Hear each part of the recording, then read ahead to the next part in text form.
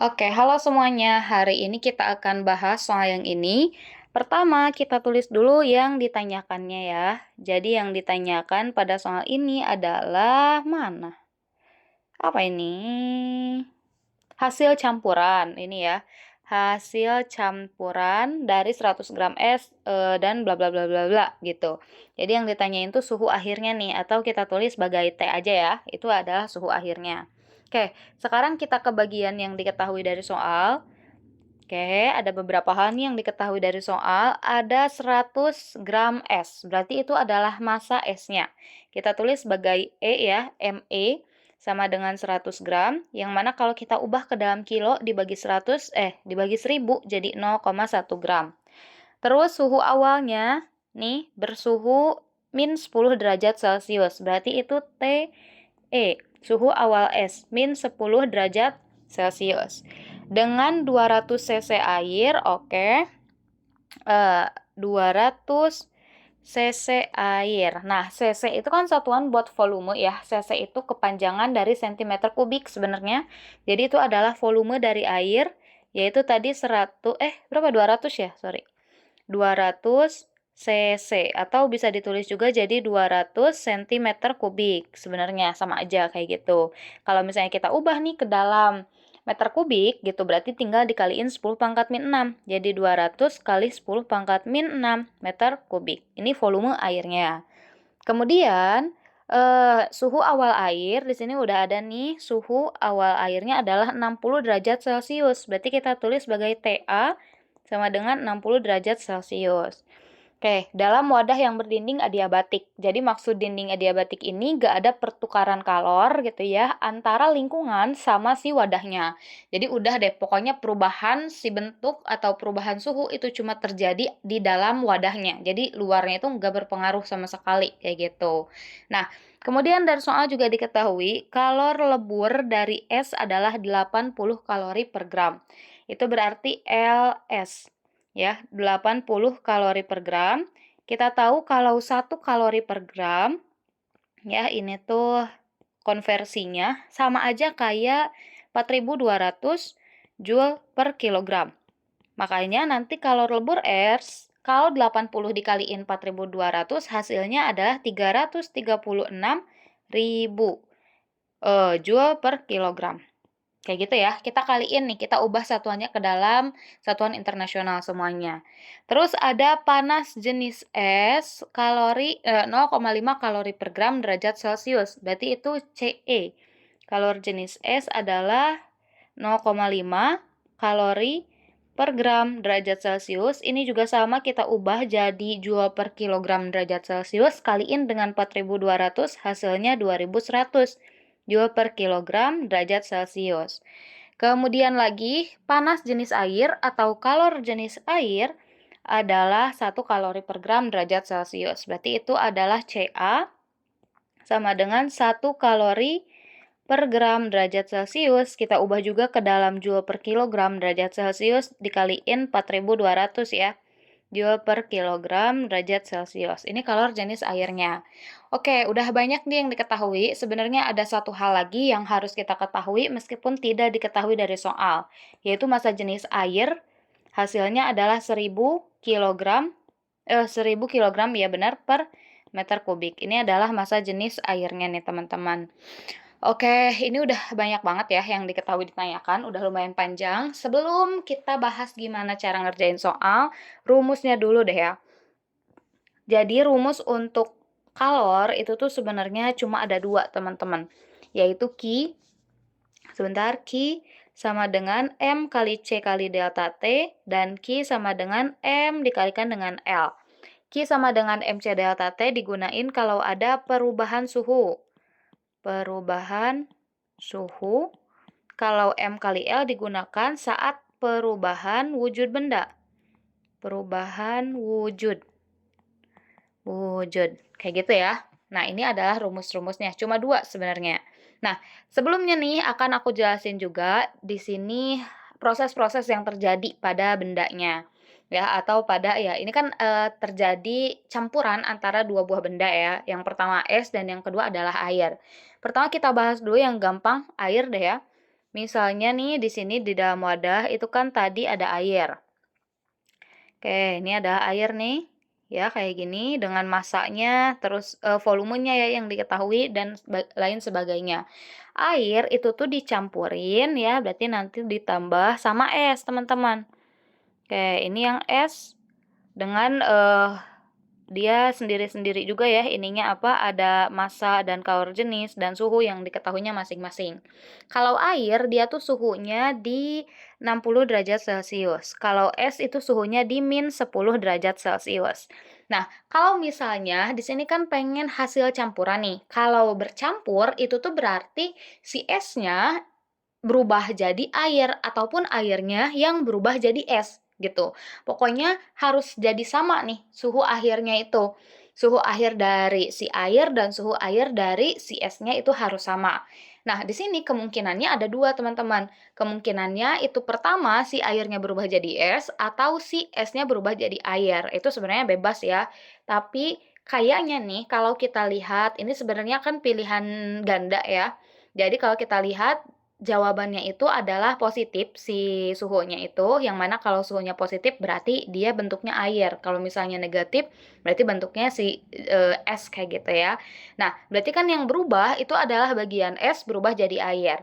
Nah, es itu tuh mencair, sebenarnya nggak bisa langsung cair nih.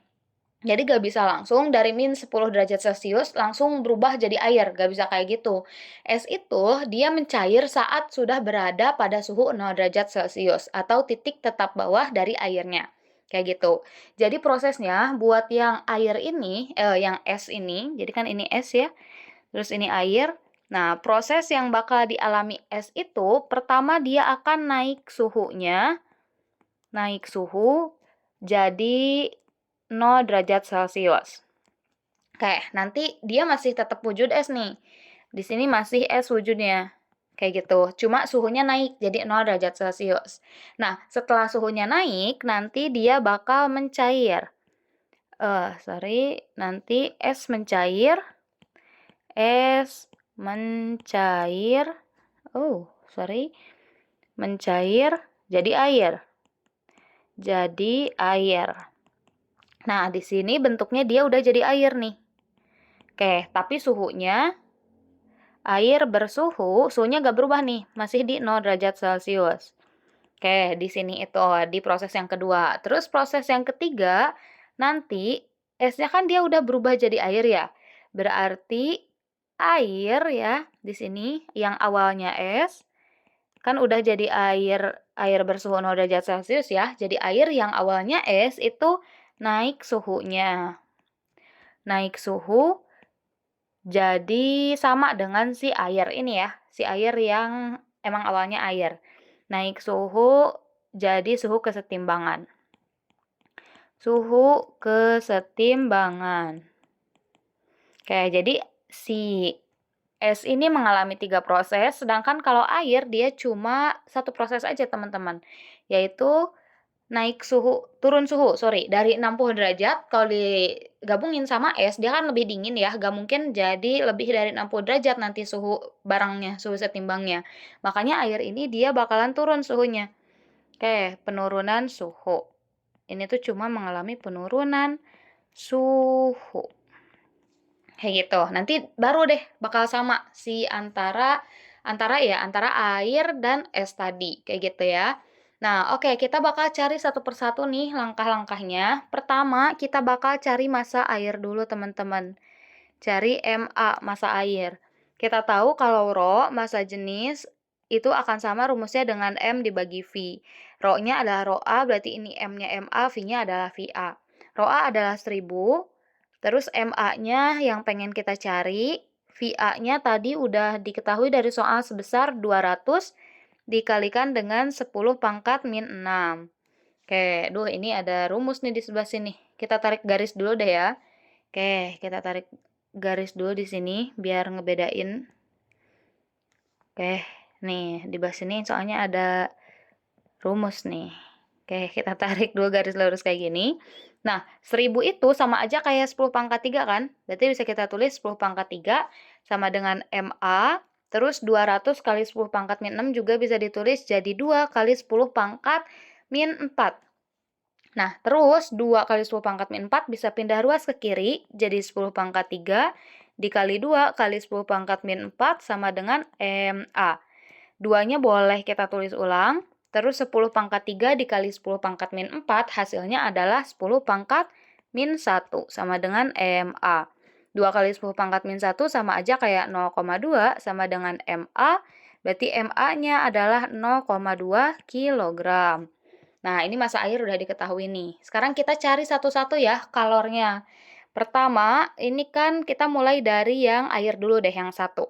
Ini kita tulis sebagai Q1 gitu ya, biar kelihatan nih. Ini kita tulis sebagai Q1, terus ini nanti kita tulis sebagai Q2, ini kita tulis sebagai Q3, yang sebelah sini kita tulis jadi Q4. Nanti kita cari satu-satu. Nah, kita mulai dari Q1 dulu. 2, kita cari Q1. Lihat nih, Q1 itu kalor yang dibutuhkan untuk penurunan suhu. Berarti rumusnya adalah Q1 sama dengan MC delta T ya. Tadi kalau ada kenaikan atau penurunan suhu, pakai MC delta T. Di sini yang mengalami penurunan suhu adalah air, berarti M air di sini kali kalor jenis air ya, karena air tadi, dikalikan dengan delta T suhunya. Perubahan suhunya maksudnya. Oke, Q1 sama dengan MA kali CA kali delta T-nya itu bisa ditulis dengan perubahan suhunya kan nanti dari 60 derajat ke suhu yang lebih rendah ya. Berarti kita tulisnya di sini TA ya, suhu awal air dikurangi dengan suhu setimbangnya, suhu campurannya. Kita masukin nilai-nilainya. Massa air tadi adalah 0,2. Berarti dikali CA-nya adalah 4.200, dikalikan dengan TA suhu air adalah 60 dikurangi dengan T ya. Nanti suhu setimbangnya berapa? Berarti Q1 sama dengan 0,2 dikali 4.200. Ini nolnya bisa dicoret 1 nih, jadi sisa 420 kali 2. Jadi 840 ya. Dalam kurung 60 dikurangi dengan T, kayak gitu. Nah, ini boleh sebenarnya kita kaliin dulu sekarang biar nanti langsung gitu ya ngerjainnya, enggak yang sedikit-sedikit kayak gitu. 840 dikali 60 adalah 50.400. Oke, di sini ada lagi nih teman-teman, kita bisa tarik garis lagi dulu ya. Oke, sorry nih kurang rapih nih kita nulisnya ya. Oke, nah berarti Q1 sama dengan 840 dikalikan dengan 60 adalah 50.400. Kemudian 840 dikali min T jadi min 840 T. Oke, ini satuannya adalah joule. Ini satu nih. Terus yang kedua kita bakal cari Q2. Kita di sini aja deh ya. Nih, di sini nih. Yang ketiga kita cari yang namanya Q3. Q3 itu apa? Q3 itu ada Q2 ya. Sorry. Kita cari Q2 dulu di sini. Nah, Q2 itu apa? Q2 itu adalah kalor yang dibutuhin untuk kenaikan suhu jadi 0 derajat Celcius. Itu dari S nih, berarti kalau ada perubahan suhu, tadi pakai rumus yang satu, yaitu Q2 berarti sama dengan, yang berubah itu S, jadi ME, dikali kalor jenis S, dikalikan dengan delta T. Oke, berarti Q2 sama dengan massa S-nya ada, kalor jenis S ada. Suhunya, perubahan suhunya, kita lihat, ini tuh yang awalnya min 10 jadi 0 derajat Celcius. Berarti bisa kita tulis 0 derajat Celcius dikurangi dengan suhu awal S-nya. Kayak gitu ya. Oke, suhu akhir dikurangi suhu awal. Berarti Q2 sama dengan massa S tadi itu adalah berapa? 0,1. Oh, ada kesalahan nih teman-teman. Di sini 0,1 satuannya udah kilogram ya. Berarti 0,1 kilogram. Berarti ini jadi 0,1 dikali kalor jenis S itu adalah 2100 dikalikan dengan 0 dikurangi suhu awal S-nya adalah min 10 derajat Celcius. Berarti Q2 sama dengan 0,1 dikali 2100 berarti adalah 210 di dalam kurung 0 dikurangi dengan min 10 hasilnya adalah 10. Berarti Q2 sama dengan 210 kali 10 adalah 2100 joule. Gitu, ini Q2. Terus ada Q3 nih, es mencair jadi air. Oke, berarti yang keempat kita carinya di sini aja deh ya. 4, kita cari yang namanya Q3. Q3 itu di sini kan ada perubahan wujud nih, S mencair jadi air. Berarti pakai rumus M dikali L, teman-teman. Berarti Q3 sama dengan massa S dikalikan dengan kalor lebur dari S-nya. Gitu ya, karena ada perubahan wujud tadi. Berarti Q3 sama dengan massa S 0,1, kalor lebur S tadi itu adalah 336.000. Berarti Q3 sama dengan, ini tinggal kita coret aja nolnya, di sini 1, di belakang 1, berarti jadi 33.600 ya, satuannya adalah joule. Ini Q3. Oke, masih ada satu lagi ya, yaitu Q4 nih. Oke, berarti yang kelima, kita cari Q4. Kita lihat Q4 tuh apa? Q4 tuh adalah air ya, yang air gitu ya. Kayak es tadi kan udah cair nih. Nah, berarti sekarang wujudnya air, tapi yang awalnya es tadi naik suhu, jadi suhu kesetimbangan. Nah, ada perubahan suhu berarti rumusnya Q4 sama dengan M. Nah, M-nya ini tetap massa es ya. Kan meskipun dia wujudnya jadi air, tapi massanya adalah massa yang es tadi. Dikali kalor jenisnya, ini baru kalor jenis air. Karena sekarang dia wujudnya udah berubah jadi air, gitu. Kalor jenisnya kalor jenis air, dikalikan dengan delta T. Oke, berarti Q4 sama dengan massa es kali kalor jenis air dikali delta T-nya, berarti ini perubahan suhunya dari 0 sampai suhu setimbang. Berarti tinggal T, suhu setimbangnya dikurangi dengan 0. Kayak gitu.